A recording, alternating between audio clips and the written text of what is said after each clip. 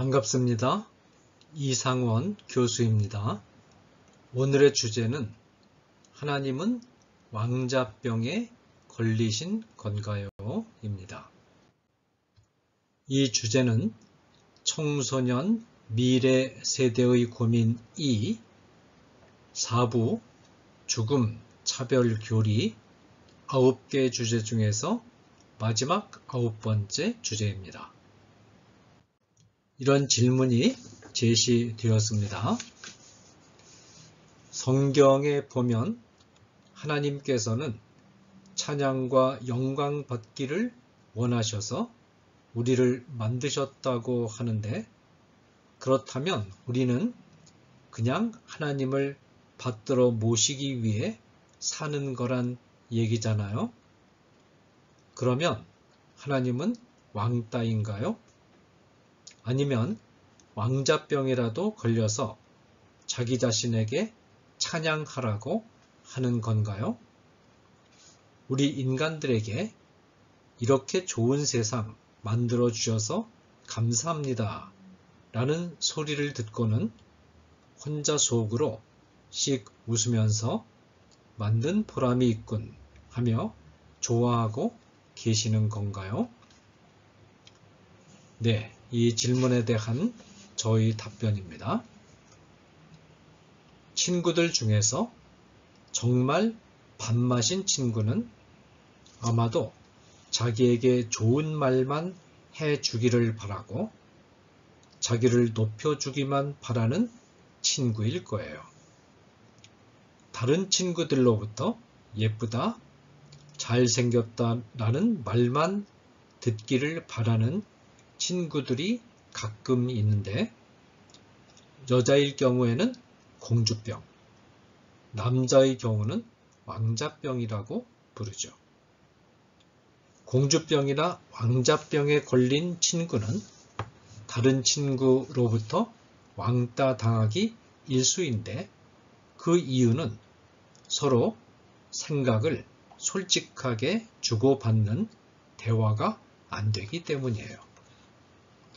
아마도 우리 친구는 하나님이 그런 공주병이나 왕자병에 걸린 분이 아닌가 의심하는 것 같아요. 정말로 하나님이 그런 하나님이라면 밥맛 중에 밥맛이겠지요. 또 그렇게 되면 사람들로부터 왕따를 당하게 될 거고요.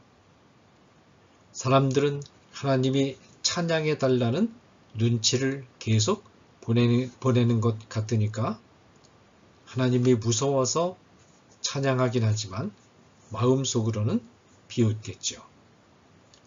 어쩔 수 없어 하나님을 찬양하지만 마음을 주지는 않을 거예요. 하지만 우리 하나님은 결코 그런 하나님은 아니랍니다. 인간이 하나님을 찬양하고 하나님께 영광을 돌려드리면 하나님은 기뻐하시죠. 그런데 거기에는 조건이 있어요. 하나님은 마음을 주지 않으면서 억지로 찬양하거나 마지못해서 영광을 돌려드리는 것을 원하지 않으시고, 그런 찬양과 영광은 받지 않으세요. 구약성경과 신약성경에 보면 마음을 담지 않고 입술로만 하나님을 찬양할 때 하나님께서 받지 않으신다고 말하고 있어요. 마가복음 7장 6절에 인용된 이사야서 29장 13절은 이렇게 말하고 있어요. 이 백성이 입술로는 나를 공경하되 마음은 내게서 멀도다. 이것은 무슨 말인가요? 마음을 담지 않고 입술로만 하나님을 칭찬하고 영광 돌리려고 하는 것은 하나님이 받지 않으신다는 말이에요. 그러므로 우리 친구가 마음에서 우러나오는 것이 아니라면 하나님을 찬양하는 일이나 영광을 드리는 일을 중단해야 해요. 왜냐하면 하나님이 받지 않으시고 기뻐하지도 않으시니까요.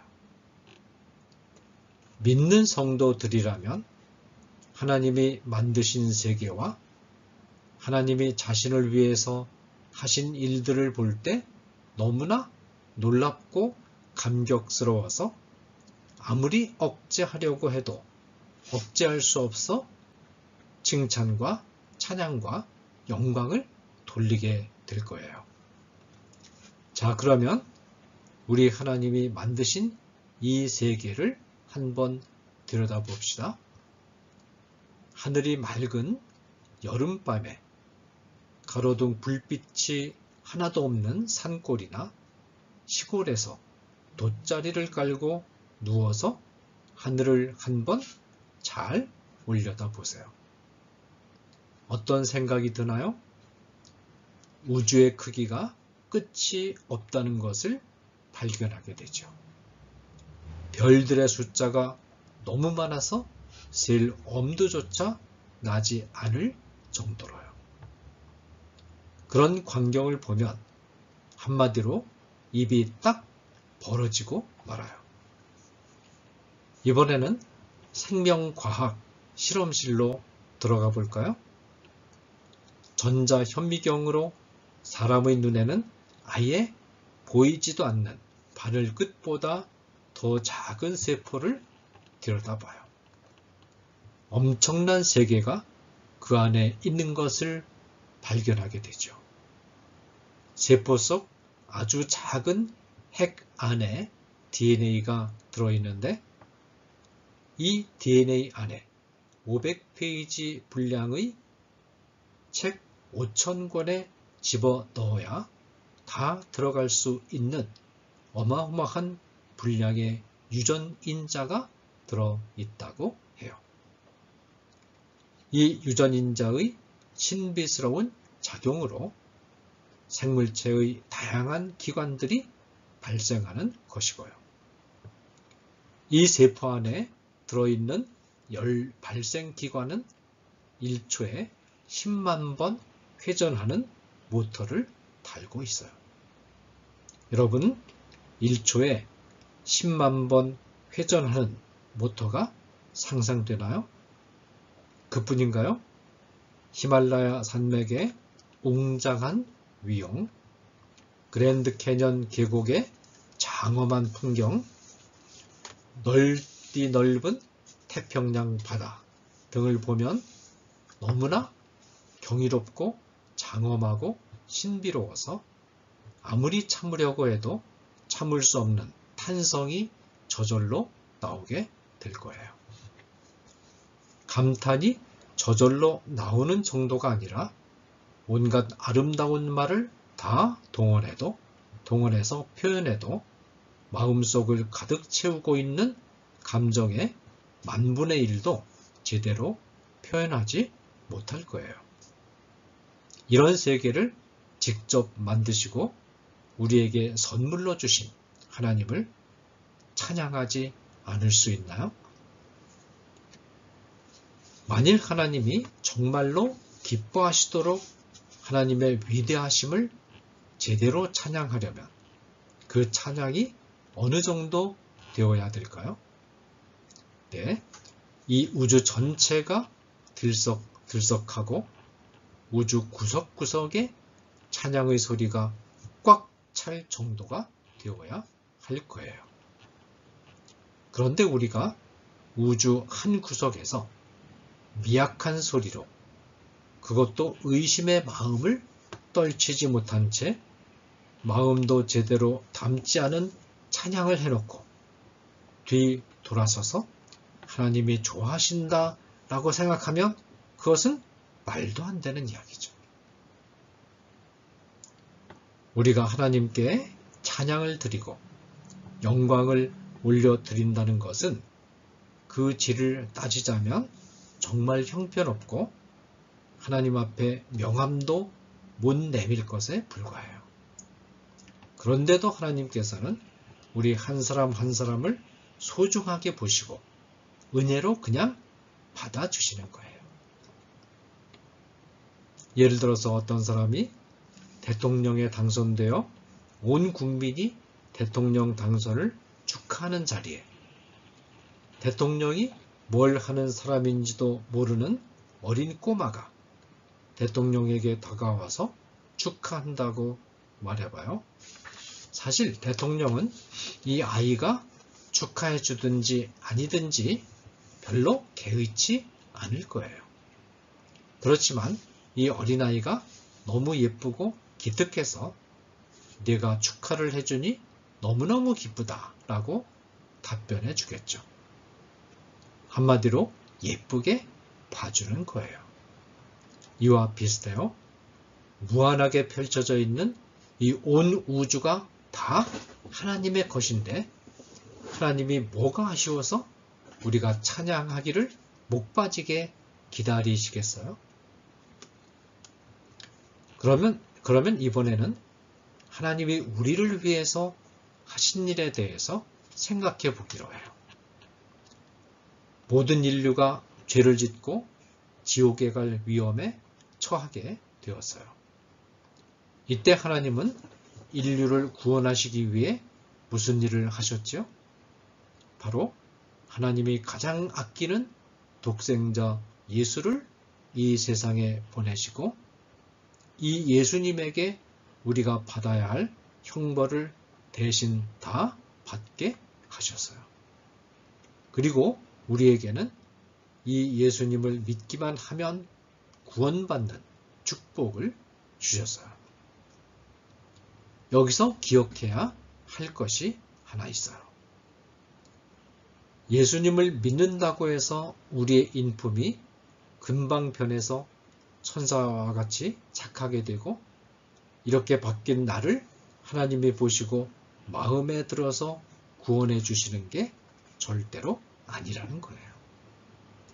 우리의 인품은 그대로인데 우리가 예수 그리스도를 믿음으로 받아들이자 예수님의 인품이 우리를 감싸게 되고 우리를 감싼 예수님의 인품을 보시고 하나님이 우리를 구원해 주신 것이죠. 예를 들어 어떤 사람이 100억 원이라는 어마어마한 빚을 지게 되었어요. 그런데 어느 날 돈을 빌려준 사람이 오더니 100억 원 빚진 것을 아무런 조건 없이 면제해준다. 이제 너는 빚이 없다라고 선언했다고 생각해 보세요. 이때 그 사람의 기분이 어떨까요? 한마디로 하늘을 날아갈 것처럼 기쁘고 감격스러울 거예요. 빚을 면제받은 사람은 돈을 면제해 준 사람에게 어떻게 하고 싶을까요? 너무나 뜻밖이고 고마워서 찬양과 감사의 말을 몇백 번이라도 하고 싶을 거예요. 하나님이 인간을 위하여 어떤 일을 하셨는가를 아는 사람은 이런 기쁨과 감격 속에서 하나님을 찬양하는 거예요.